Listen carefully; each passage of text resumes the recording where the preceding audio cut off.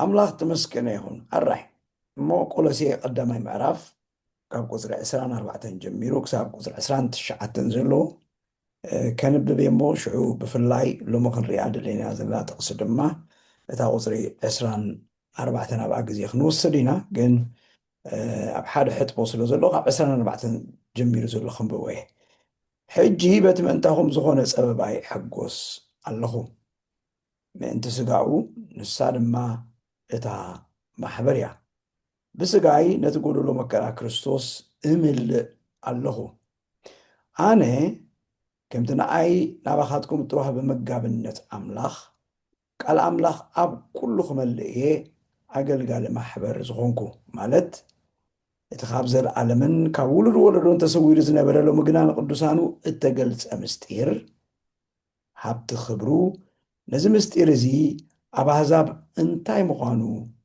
كفلتهم نزل اليوم نسون كريستوس أبخاتكم تسفى كبريو نحن لما نقول لسب بكريستوس ملوك غيرنا كانوا قومو بتباب زبالي نقول لسب إنا معادنا نقول لسب إنا مهارنا ننقر علونا أنا دما نزي دما أنا بمتأنة أباي بحيل زقبر زلو قبرو إنا تقادلكو إزعر الله حراي قصري 24 ሕጂ በቲ ምእንታኹም ዝኾነ ፀበባ ይሕጎስ ኣለኹ ምእንቲ ስጋኡ ንሳ ድማ እታ ማሕበርያ ብስጋይ ነቲ ጎደሎ መከራ ክርስቶስ እምልእ ኣለኹ ኣራይ ምዕራፍ ሓደ ኣብ ምዝዛማ እያ ናይ መወዳእታ ሕጥቦ እያ እዚኣ ዝሓለፈ ሰሙን ትቅድሚ ዘሎ ጥቕስታት ርኢና ኢና ነርና ሕጂ ጳውሎስ ናብ ርእሱ ይምለስ ኣሎ መጀመርታ ዝነበረ ክፍሊ እንድሕሪኢኹም ሓፈሻዊ ዝኾነ ንዓና መልኪቱ ነዚ ዘበና መልኪቱ በልዎ ንማሕበር ንኣካል ክርስቶስ ኣመልኪቱ እዩ እቲ መጀመርያ ክፍሊ ተዛሪቡ እቲ ካልኣይ ክፍሊ ድማ ኣተኲሩ ኣብ ማሕበር ቆሎሴ እዩ ንኣኻትኩም ንስኻትኩም ንኣኻትኩም እናበለ ክዛረብ ፀኒሑ ሕጂ ድማ ናብ ርእሱ ይምለስ ኣሎ ጳውሎስ ናብ ርእሱ ይምለስ ኣሎ ብዛዕባ ገዛእ ርእሱ ከዓ ይመስክር ኣሎ ብፍላይ كجمر كله حجي كسر 24 رساز خالتي يا 24 كسع مودات زلا 24 بزعبا جزارس خزارب كله أبي كم زلو أبينا يكونتات كم زلو صبو غيرو أنا تصيرو أمي تقولو حجي إلو جمير له حجي بتمن تهم زخونة سبباي حقوس الله من تسقعو نساد ما اتا محبر يا ሕጂ ኣብ ፀበባ ከም ዘሎ የነፅር ኣሎ ኣብ ምንታይ ዓይነት ፀበባ ከም ዘሎ ደጋጊምና ርኢናዮ ስለ ዘለና ተመሊስና ናብ ምኻድ ኣየድልየናን እዩ ኣብ እስር ቤት እዩ ዘሎ ኣብ ቤት ማእሰርቲ እዩ ዘሎ ብዛ እዋን እዚኣ ብፍላይ ቀዋሚ እሱር ኮይኑ ኣብ ገዝኡ ተኣሲሩ እዩ ኮይኑ ዘገልግል ዘሎ እዚ እዋን እዚ ኣብኡ ኮይኑ ከዓ እዚ ደብዳቤ ዝፅሕፍ ዘሎ ነዚ እንታይ ኢልዎ ኣሎ ነዚ ከምኡ ምዃኑ ነዚ ብከምኡ ምሕላፉ ሓደ ቃል ተጠቂሙሉ ኣሎ እንታይ ኢልዎ ኣሎ መከራ ክርስቶስ ኢልዎ ኣሎ መከራ ክርስቶስ ኢልዎ ኣሎ ኣብቲ ላዕሊ ፀበባይ ኢልዎ ኣሎ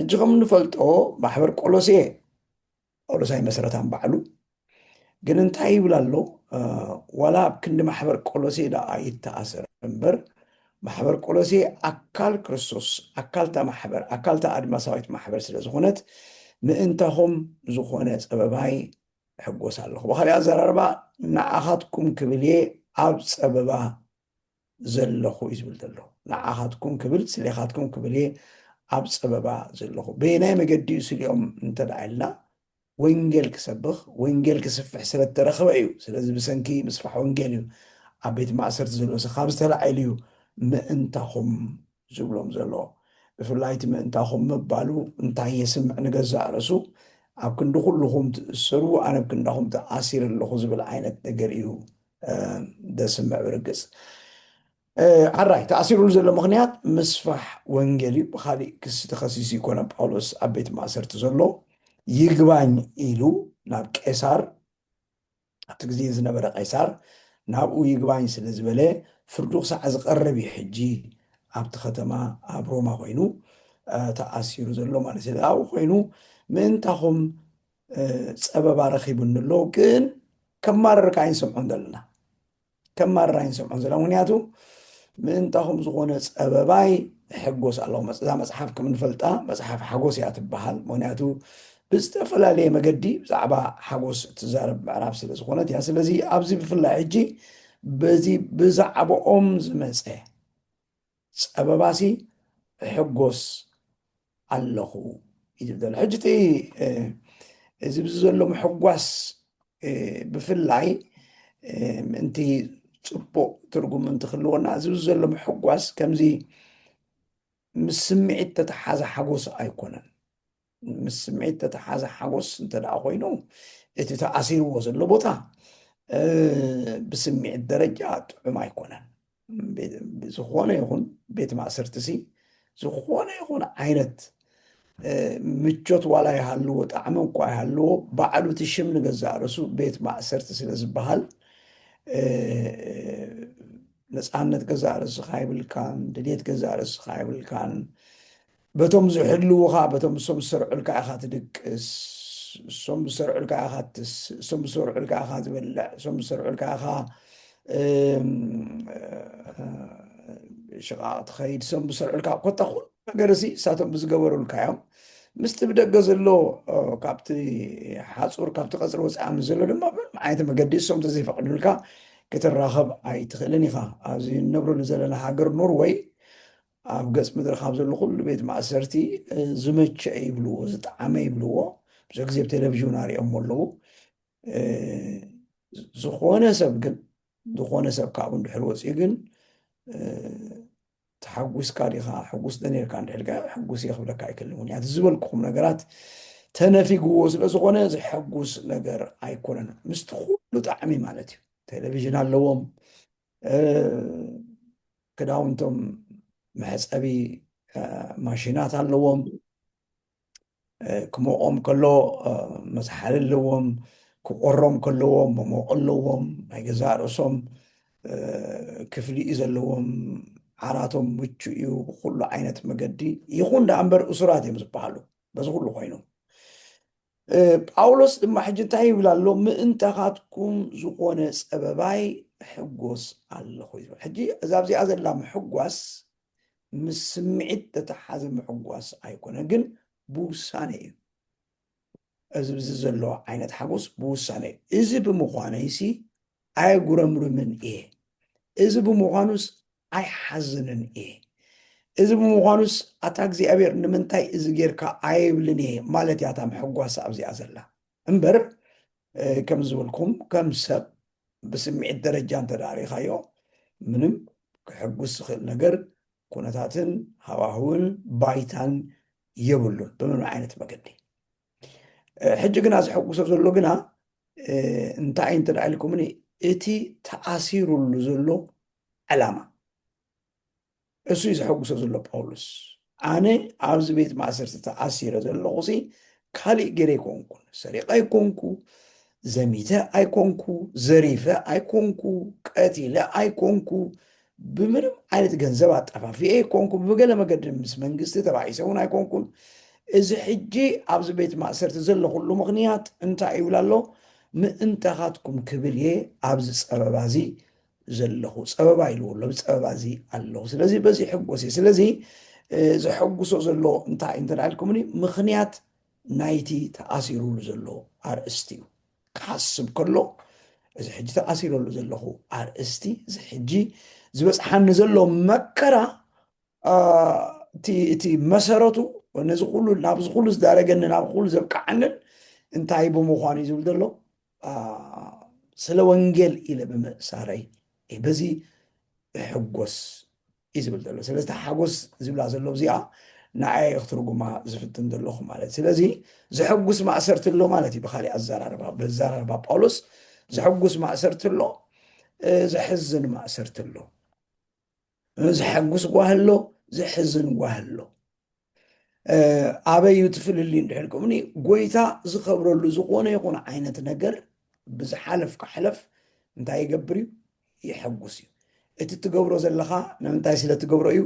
ስለ ክርስቶስ ስለ ወንጌል ኢልካ ኢኻ ዋጋ ትኸፍል ዘለኻ ማለት እዩ። ስለዚ ኣነስ ነዚ ብቑዕ ኮይነ ኣምላኽሲ በዚ ከሕልፈንስ በቃ ንስኻ እሙን ኢኻ ብቑዕ ኢኻ ኢሉስ በዚ ይሕልፈኒ ኢለ ኣነ በዚአ ዝሕጎስ ዘለኹ እዩ ዝብሎም ዘሎ።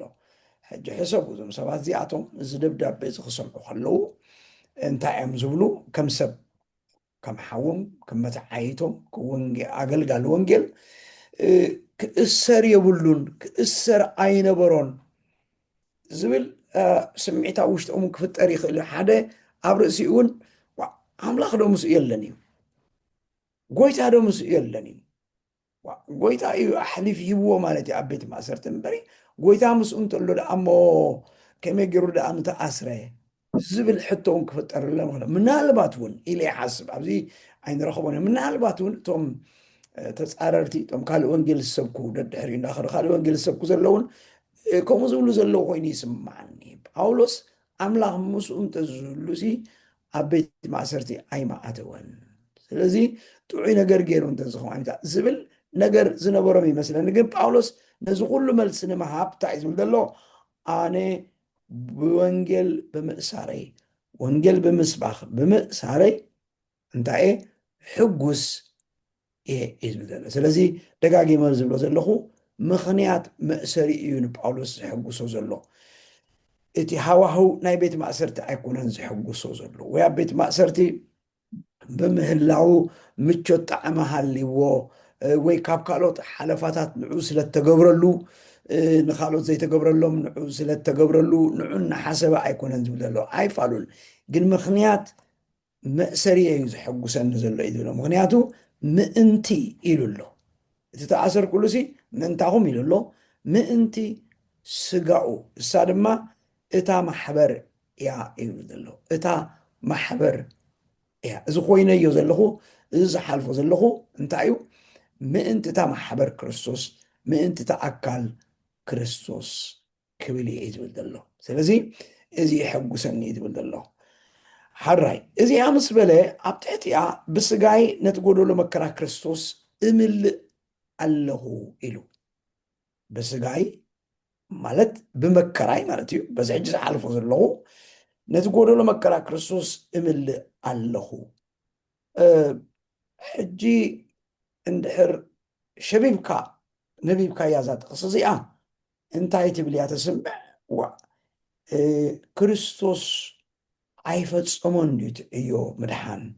ክርስቶስ ኣይፈፀሞን ድዩ ትዕዮ ተበጃውነት? ክርስቶስ ኣይዛዘመን ድዩ ኣብ መስቀል? ተፈፀመ ዶ ኣይበለን እዩ? ጳውሎስ እንታይ ደኣ እዩ እምልእ ኣለኹ ዝብሎ? ክርስቶስ ከይወድኦ ዝኸደ ነገር ኣሎ ድዩ? ክርስቶስ ከይፈፀሞ ዝኸደ ነገር ኣሎ ድዩ? እሞ ሕጂ ብሃዋርያ ጳውሎስ ገይሩ ዝቕፅሎሲ እንታይ ኮነ ሃልዩ ዝብል ሓሳብ ወይ ከዓ ሕቶ ክትፈጥረልና ትኽእል እያ። ከምታ ዘላታ ክትነባ ከለካ እውን ከምኣ እያ ተስምዕ። ምክንያቱ ነቲ ጎደሎ መከራ ክርስቶስ እምልእ ኣለኹ ጎዲሉ ስለ ዘሎስ እምልእ ኣለኹ እትብላ። ስለዚ ምናልባት እቲ ብመከራ ምሕላፍ ወይ ከዓ እቲ ቤት ማእሰርቲ ምእሳርሲ ቤት ማእሰርቲ ምሕላፍሲ ከምዚ ሓደ ክርስቶስ ዘይወድኦ ዕዮ ምድሓን እሞ ጳውሎስ እዚ እንተደኣ ጌርካ ኢኻ ምድሓንካ ሙሉእ ዝኸውን ዝብል ነገር እዩ ዘስምዕ። እዚ እሞ እቶም ተፃረርቲ ዝብልዎ ዘለው ነገር ንሱ እዩ እንተደኣ ዝተቢልና እቶም ተፃረርቲ እኮ ምድሓንኩም ሙሉእ ኣይኮነን ምድሓንኩም ጎደሎ እዩ፣ ስለዚ እዚ ክትምልኡ ኣለኩም ይብሉ ስለ ዘለው ጳውሎስ ከምኡ ምባሉ ከዓ ነቲ ሓሳቦም ዝሰመሮ ይመስል። ነቲ ንሳቶም ዝብልዎ ዘለውስ ወይለይ ሓቁም በኣል ናብ ምባል ከምፅእ ይኽእል። ግን ጳውሎስ ከምኡ ኣይኮነን ዝብል ዘሎ ክሕግዘና ይኽእል እየ። ብፍላይ ነዛ ጥቕሲ እዚኣ ጥራይ ነዛ ሓረግ እዚኣ ጥራይ ንካሊእ ኣይኮንኩን ነዛ ሓረግ እዚኣ ክብል ግን ፓወርፖይንት ስላይድ ገይረ ከሪአኩም እየ እሞ እንታይ ማለት ከም ዘይኮነን እንታይ ማለት ከም ዝኾነን ክንሪአ ኢና። ምክንያቱ ኣብ መወዳእታ ክርስቶስ ኣብ መስቀል ዝገበሮ ዕዮ ውድኡን ሙሉኡን ፍጹምን እዩ ሰብ ኣብዚ ምድሪ እዚ ብስደት እንተሓለፈ ሰብ ኣብዚ ምድሪ እዚ ብመከራ እንተሓለፈ ሰብ ኣብዚ ምድሪ እዚ ብዝተፈላለየ ዓይነት ነገር እንተሓለፈ ሲ ነቲ ምድሓን ክውስኸሉ ምድሓን ስለ ዝጎደለ ክምላኣሉ ኢሉ ከም ዘይኮነ ኢና ክንርኢ ማለት ስለዚ ክሕብረኩም እሞ እንታይ ማለት ከም ዝኾነ ጳውሎስ ክንርኢ ኢና ማለት ኢና ሓራይ እንታይ ይብል ኣሎ ሕጂ በቲ ምእንታኹም ዝኾነ ፀበባይ ሕጎስ ኣለኹ ምእንቲ ስጋኡ ንሳ ድማ እታ ማሕበር እያ ብስጋይ ነቲ ጎደሎ መከራ ክርስቶስ እምልእ ኣለኹ ይብል ኣሎ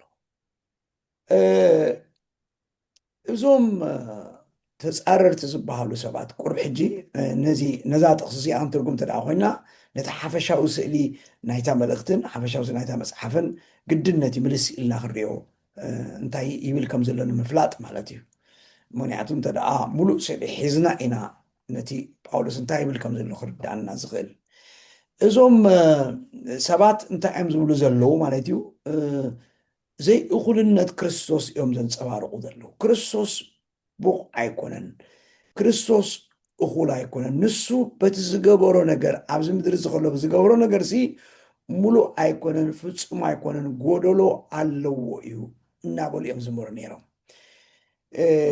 ዘይ እኹልነት ክርስቶስ ከርኢ ኢሎም ድማ እንታይ ክህልወካ ኣለዎ እዮም ዝብሉ እንተው ሓደ ዘን ነጥብታት እዚኣተን ኣብዛ መፅሓፍ እዚኣ ደጋጊምና ተዘራሪብና ግን ተን ነጥብታት ጥራይ ሕልፍ ሕልፍ ኢልና ንሪኢና ዝለዓለ መንፈሳዊ ፍልጠት ክደሊ ኣለካ እንተደኣ ምድሓንካ ሙሉእ ክኸውን እንተደኣ ኮይኑ እቲ ክርስቶስ ጀሚርዎ ዘሎ እስኻ ኣብ ፍፃሜ ከተብፅሖ እንተደኣ ኮይንካ ዝለዓለ መንፈሳዊ ፍልጠት ከድልየካ እዩ ዝብል ሓሳብ ኣለዎም ኣብ ምዕራፍ 2 ነዚ ኣመልኪቶም ምዕራፍ 2 ቁፅሪ 8 እንታይ ኢሎም ኣሎ ከምቲ ናይ ክርስቶስ ዘይኮነ ብልማድ ሰብ ከም ቁርዕነት ዓለም እዚኣ ብጥበብ ዓለምን ብከንቱ ምጥባርን ሓደ እኳ ከይማርኸኩምሲ ተጠንቀቑ ኢልዎም ኣሎ ምክንያቱ እንታይ እናበሉ እዮም ዞም ሰባት እዚኣቶም ድሕሪት ትመልስዎም ዘለው ብቑዕ ኣይኮነን እኹል ኣይኮነን እቲ ክርስቶስ ዝገብሮ ዝጎደሎ ነገር ስለ ዘለዎ ስለዚ ዝለዓለ መንፈሳዊ ፍልጠት ክህልወኩም ክኽእል ኣሎ ብፍላይ ምስ ምድሓን ተተሓዘ እዩ ብዛዕባ መንፈሳዊ ዕብየት እውን ኣይኮነን ግን ምስ ምድሓን ተተሓዘ እዩ ዝለዓለ መንፈሳዊ ፍልጠት ክደልዩ ኣለኩም እዮም ኢሎሞም ድሓር ድማ ከምኡ ኢሎሞም ድማ ዝገርም ጠልጠሌማ እሞ ከመይ ጌርካ እዩ ዝለዓለ መንፈሳዊ ፍልጠት ዝርከብ ምስ በሉ ድማ ወይ ዝለዓለ መንፈሳዊ ፍልጠት ካብ ንኩሉ ዝወሃብ ኣይኮነን እዮም ኢሎሞ ኩሉ ዝወሃብ ገለ ንገለ ሒደት ንገለ ምሩፃት ንገለ ኣውራት ተባሃሉ ሰባት ንዓቶም እዩ ተዋሂቡ ዘሎ ውዒሎም ሓዲሮም እንታይም ክገብርዎም ደልዮም ዘለው ኣብ ሰብ ዝውከል እምነት ክህልዎም ኣብ ሰብ ዝምርኮስ ኣብ ሰብ ዝፅጋዕ እምነት ምንቲ ክህልዎም እዮም ዝደልዩ ዘለው ማለት እዩ ጳውሎስ ከዓ ኣይፋሊሉ ዝመለሾ መልስታት ክንርኢና ድሓር ካልኣይ ትውክልቲ ኣብ ፍልስፍናን ኣብ ትውፊት ወይ ከዓ ኣብ ልምድታት ደቂ ሰባት ክህልዎም ኣሎ እዛ ዘንበብክዋ ጥቕሲ ከመኣያ ትብል ቁፅሪ 8 ዘንበብኩልኩም እንታይ እዮም ኢሎሞም ነይሮም ከም ናይ ክርስቶስ ዘይኮነስ ብልማድ ሰብ ኢልዎም ኣብቲ ልማድ ሰብ ከም ቁልዕነት ዓለም እዚኣ ብጥበብ ዓለምን ብምጥባር ብከንቱ ምጥባርን ሓደ እኳ ከይማርኸኩም ተጠንቀቁ ኢልዎም ኣሎ ጳውሎስ ስለዚ እዞም ሰባት እዚኣቶም ኣብ ፍልስፍና ክውከሉ ኣብዚ ሚስቲሲዝም ኣብዚ ርቂቕ ዝኾነ ናይ መንፈሳዊ ርቀት ኣብኡ ምርኮስን ኣብኡ ጥምቱ እዮም ደልይዎም ነይሮም ማለት እዩ እዚ ተመክሮ ሰባት ኣብኡ ምርኮሱ ኣብቲ ፍልስፍና ሰባት ክውከሉ ይደልይዎም ነይሮም ማለት እዩ ሳልሳይ እንታይ እዮም ዝብሎም ነይሮም ሕግታት መግብን ቅዱሳት መዓልታትን ከኽብሩ ነይርዎም እንተደኣ ምድሓኖም ሙሉእ ኮይኑ እቲ ክርስቶስ ኣብ መስቀል ዝወድኦ ዕዮ ምትዕራቕ ዕዮ ተበጃውነት እኹል ኣይኮነን እዚ ክትውስኸሉ ኣለካ ሕግታት ኣመጋግባ እዚ ብቋንቋ ኣይሁዳውያን ኮሼር ዝበሃል ኣመጋግባኻ ከምኡ ክኸውን ኣለዎ ስጋ ሓሰማ ዘይምብላዕ ሸኾነኦም ዘይተመቕለ ዝኾነ ይኹን ዓይነት እንስሳ ዘይምብላዕ ስጎኦም ዘይምብላዕ መጉስዕ ዘይመልሱ እንተደኣ ኮይኖም ስጉኦም ዘይምብላዕ ብምባል ተፈላለየ ዓይነት ሕጊ ኣመጋግባ ነጊሮሞም ኣለዉ ማለት እዩ። እንታይ ዓይነት ምግቢ ክበልዑ ከም ዘለዎ እዚ ክትሕሉ ኣለኩም፣ መዓልትታት ከዓ ክትሕሉ ክተኽብሩ ከዓ ኣለኩም ኢልዎም። መዓልትታት ገለገለ ፍሉያት መዓልትታት ኣለዋ ንኣምላኽ እተፈለያ ናይ ኣምላኽ ጥራይ እትኾና ንኣምላኽ ጥራይ እተቐደሳ ንዓተን ክትሕልወን ኣለኩም። በተን መዓልትታት እቲኣተን ክትሰርሑ የብልኩምን ክትነግዱ የብልኩምን ክትገሹ የብልኩምን ዝኾነ ይኹን ዓይነት ነገር ክትገብሩ የብልኩምን እናበሉ ድማ መዓልትታት ከተኽብሩ ኣለኩም ኢሎሞም ነይሮም። ኣብ ቁፅሪ 16 ካልኣይ ምዕራፍ ደጊም ብብልዕን መስተን ወይ ብምብዓል በዓላትን ወይ ብሰርቂ ወርሒ ወይ ብሰናብቲ ዝመፀ ሓደ እኳ ኣይፍረደልኩም ኢልዎም ነይሩ። ስለዚ እዚ ብፍላይ ኦም ሰዓትና ፅቡቅ ጌርና ክንትንትን ኢና እንታይ ማለት እዩ እቲ መዓልትታት እዚ ከመይ ይመፅዩ ከመይ ኢሉ ኸ ናብኡ ከም ዝኣተው ክንርኢና። ካልእ ድማ ተዓቀቦ ብምሕሳም ርእስኻ ከዓ እዩ እቲ ምድሓንካ ሙሉእ ዝኸውን እዮም ዝብልዎም ዘለዉ። ኣይትሓዝ፣ ኣይትጥዓም፣ ኣይትተንክፍ ዝብሉ ሕግታት ብምቕማጥ በቃ ገዛእ ርእሶም ብምሕሳም ገዛእ ርእሶም ብምጉዳእ እዩ እቲ መንፈሳውነት ገይሮም ዝሓስብዎ ዝነበሩ እዞም ሰባት እዚኣቶም።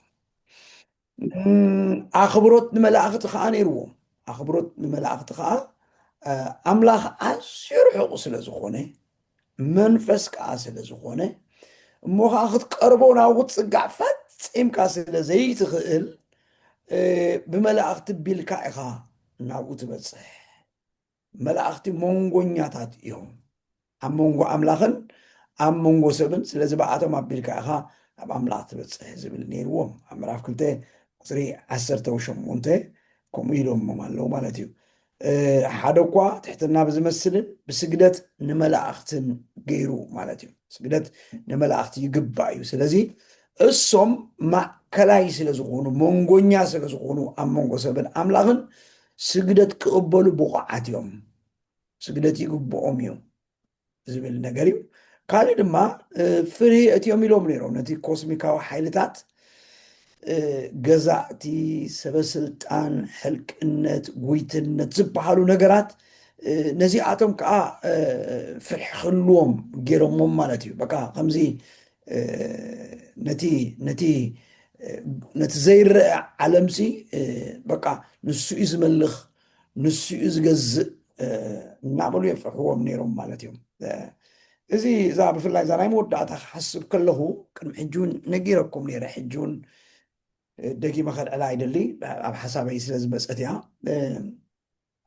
ኣብዚ መወዳእታ 80ታት ኣብ 90 መፈለመ ናይ 90ታት ኣማኑኤል ኣሞፅ ዝበሃል ሓደ ናይጀርያዊ ካብ ኣጋንንቲ ኣገልግሎት ኣጋንንቲ ወፂኡ ናብ ክርስቶስ ምስ መፀ ዝሃቦ ሓደ ምስክርነት ነይሩ ይምስክር ነይሩ እሞ ኣብቲ ዝሃቦ ምስክርነት ንሱ ሕጂ ከምዚ ስቑኢሉ መናፍስቲ ዘለዎ ኣጋንንት ተመለ ጥራይ ዘይኮነ ብወለዱ ንሰይጣን ሓሊፉ ስለ ዝተዋህበ ሙሉእ ብሙሉእ ኣብ ትሕቲ ምልኪ ሰይጣን እዩ ነይሩ። ስለዚ ረቂ ኣብቲ መንፈሳዊ ዓለም ኣብቲ ናይ ኣጋንንቲ ዓለም በቃ ታሕቲ ዝበፅሐ እዩ እሞ እቲ ናይ መንፈሳዊ ዓለም እቲ ናይ ፀልማት ዓለም ከመይ ገይሩ ከም ዝሰርሕ ክምስክር ምስ ጀመረ ብመፅሓፍን ብኦድዮ ብድምፂ ዝተመልአን ገይሩ ዳርጋ ናብ ሙሉእ ዓለም ዘርጊሕዎ። ኣብቲ ግዜ እቲ ካብቲ ኣነ ሕጂ ካብቶም ሽዑ ዝነበሩ ኣገልገልቲ ሓደ እየ። ካብቲ ሽዑ ዝገበርናዮ ጌጋ እንታይ እዩ እቲ ናይቲ ሰብኣይ ምስክርነት ገና ብእምነት ሓደሽቲ ንዘለዉ ሰባት ኣብ ጎይታ ዘይፀንዑ ኣብ ጎይታ ይዕርዮም ዘይደለሉ ብፍላይ ብክርስቶስ ዘለዎም መንነትን ብክርስቶስ ዘለዎም ስልጣንን ከይፈለጡ ክሰምዕዎ ምስ ጀመሩ ፍርሃት ወዲቕዎ ፍርሃት ኣትዎም በቃ። ምክንያቱ እቲ ሰብኣይ ክዛረብ ከሎ ኩሉ ነገር መንፈስ እዩ፣ ኩሉ ነገር እዩ መንፈስ። ክደኖ ክዳን መንፈስ እዩ፣ ደቂ ኣንስትዮ ትገብርኦ ጨና መንፈስ እዩ፣ እትበልዖ ምግቢ መንፈስ እዩ፣ تسكالن نفرتي بلو أوتوبوس برام كل نجار يؤتي منفس منفس النعمل مو حجن تعيو تماهيرنا شو مالتيو of course عندكم ويناتهم عينة جيجا سب إتي ملو حيل أملاخ إتي ملو سجى أملاخ إتي بكريستوس اللي هو من النت كم زجبع غيره خايفة لا إيه إتي أبغان أنت وعالم زلوا حيلي أبغان أنت وعالم زلوا أسرار حسن ما أنت عفريتو بقى عزيز إزجاجو عزيز إزفرح منيات كل نجار بسيطان تتحيزا خمد الله عالم سلازي زرب منهم كقبر هيكلني سلازي أوقت رأي كله هيوتو بقى كل نجار وقيو كل نجار وقيو እሞ እዞም ሰባት እዚኣቶም ከዓ ልክዕኹም እዮም ገይሮም ማሕበር ቆሮንቶስ ኣብ ከምኡ ዓይነት ፍርሃት እዮም የእትዮሞም እንደ ኮስሚካዊ ሓይልታት ሲ ከም ዘፈራርዑ ልዕሊ ዝኾነ ይኹን መንፈሳዊ ዓለም ንሳቶም ገዛእትን መለኽትን ከም ዝኾኑ ገይሮም እዮም ስኢሎምሎም ዘለዉ ማለት እዩ ስለዚ እቲ ምድሓኖም በዚ እዚታት ብምምፃእሲ እቲ ምድሓኖም ኣብ ሕቶ ምልክት ኣትዩ ማለት እዩ ማሕበር ቆሎስየ ብመሰረት እዞም ሓሰውቲ መምሃራን መንፈሳዊ ብስለት ኢሎም ዝኣምኑሎም እዞም ሓሙሽተ ነገራት እንተ ደኣ ፅቡቅ ጌርካ ፈሊካ ፈሊጥካ እዩ በቃ ሓደ ሰብ መንፈሳዊ ብስለት ኣለዎ ትብል ሕጂ እዚ ይሂበኩም ዘለኹ ነጥብታት ኣብዚ እቲ መጽሓፍ ብምሉእ ምሰንበብካዮ ትረኽቦ እምበሪ ጳውሎስ ሓደ ብሓደ ዘቐምጦ ነገር ኣይኮን ግን መጽሓፍ ብምሉእ ድሕሪ ኣንቢብካዮ ግን ኣብዞም ዓውዲ ዞም ነጥብታት እዚኣቶም እተመርኮሰ እቲ ትምህርቶም ማለት እዩ ስለዚ መንፈሳዊ ሓደ ሰብ መንፈሳዊ ብስለት ረኺቡ እዩ ትብሎ ምስጢራዊ ተመክሮታት ዝተለማመደ እንተ ደኣ ኮይኑ እዩ ዝበሃል ዓይነት ነገር ነይርዎ እዚ ሚስቲሲዝም ኣትረቂቕ ናይ መንፈሳዊ ዓለም ኣብኡ ዝዋሳእ ዝፈልጥ ዘለሊ ዘናዲ በቃ ኩሉ ግዜ ዘረብኡ መንፈስ ኣካይድኡ መንፈስ ዝሓስቦም ብኩሉ ዓይነት በቃ መንፈስ ዝብል ዓይነት ነገር እንተ ደኣ ኮይኑ እዚ ከምዚ ዓይነት ሰብ እዩ መንፈሳዊ ብስለት ኣለዎ ኢሎም እዮም ተሓስቡ ካልእ ድማ ራእያዊ ርክባት ክርኢ ዝኽእል ገለገለ ካልኦት ሰባት ክርእይዎ ዘይከኣሉ ክርኢ ዝኽኣለ ዋላ ነቲ ጥዑይ እውን ዘይኮነስ ዋላ ነቲ ዘይጥዑይ ዓለም እውን ክርኢ ዝኽእል ከምዚ ዓይነት ናይ ምርኣይ ክእለት ወይ ከዓ ዓቕሚ ዘለዎ እንተ ደኣ ኮይኑ እዩ በቃ እዚ ሰብ እዚ መንፈሳዊ ብስለት ኣለዎ ዝበሃል እዮም ዝዛረቡ ነይሮም ማለት እዩ ወይ ድማ ተሃዱሳዊ ስነ ስርዓት ማለት እዞም አንቶይ ዝበልናዮም ኣመጋግብኡ ሕሉ ኣካይዱ ሕሉ ምብዓል በዓላት ሕሉ ምሕላውቶም መዓልታት ከም ዝግባእ ገይሩ ኩሉ እቲ ስርዓት ዝሕሉ እንተ ደኣ ኮይኑ እዚ ሰብ እዚ በቃ መንፈሳዊ ብስለት ረኺቡሎ ኢሎም እዮም ዝሓስቡ ነይሮም ማለት እዩ ወይ ድማ እንታይ እዮም ነይሮም ፍሉይ ፍልጠት ክህልዎ እቲ ፊሎዞፊ ዝበሃል ንሱ እንዲ ፊሎዞፊ ማለት ፊሎ ማለት ፍቅሪ ማለት እዩ ሶፊ ማለት ከዓ ፍልጠት እዩ ስለዚ ፊሎሶፊ ክበሃል ከሎ ፍልጠት ዝፈቱ ማለት እዩ ፈታዊ ፍልጠት ማለት እዩ ፈላስፋ ክበሃል ከሎ ማለት እዩ ስለዚ እንታይ እዮም ዝብሉ ነይሮም እንተ ደኣ ሓደ ሰብ ብመንፈስ ዓብይሎ መንፈሳዊ ብስለት ኣለዎ ክንብሎ እንተ ደኣ ኮይንና ፍልስፍና ዝፈልጥ ዝፈላሰፍ ብዛዕባ ሂወት ዝፈላሰፍ ብዛዕባ ትርጉም ምህላው ዝፈላሰፍ ብዛዕባ ትርጉም ምንባር ዝፈላሰፍ እንተ ደኣ ኮይኑ በቃ እዚ መንፈሳዊ ብስለት ኣለዎ እዩ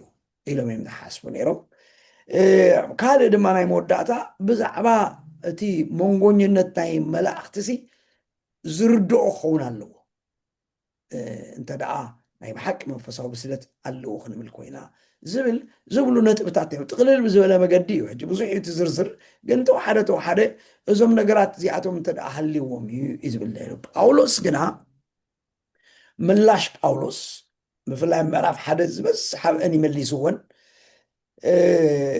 እንታይ ኢሉ መሊሱ ክርስቶስ ምስሊ ኣምላኽ እዩ ንክርስቶስ ምርኣይ ማለት ነቲ ዓብ ኣምላኽ ምርኣይ እዩ ኢልዎ ምክንያቱ ንሳቶም እንታይ ምኖ ኣምላኽ ክትበፅሖ ይትኽእል ከተርክቦ ኣይትኽእል ምክንያቱ ንሱ ኣዝዩ أزيو رحوق سلازغوني ناو غزك أختقرب ناو غزك أختمس أي تخلني خا بزعبها خقدسون بزعبها خحسبون السخامني خا تواي كون كأخا وسخا دك فترة قلت مثل 5 ساعات الرأسي أملاخ بزعبها تقدسوس نعخا صلتك خسمع أقالبونا وخا خقبر بزعبها خحلي بزعبها خحسبسي انت واي سب كوين كأخا يمزولوهم نيرهم ጳውሎስ ግና ንክርስቶስ እንተ ዳሪኻ ንኣምላኽ ርኢኻ ማለት ምክንያቱ ክርስቶስ ምስሊ ኣምላኽ is the image of God ማለት ክርስቶስ ምስሊ ኣምላኽ ብኻልእ ኣዘራርባ እንታይ እዩ ዝብሎም ዘሎ እቲ ኣምላኽ ዘብሎ ረቑሕታት ኩሉ ሲ ኣብ ክርስቶስ ነይሩ ኣብ ክርስቶስ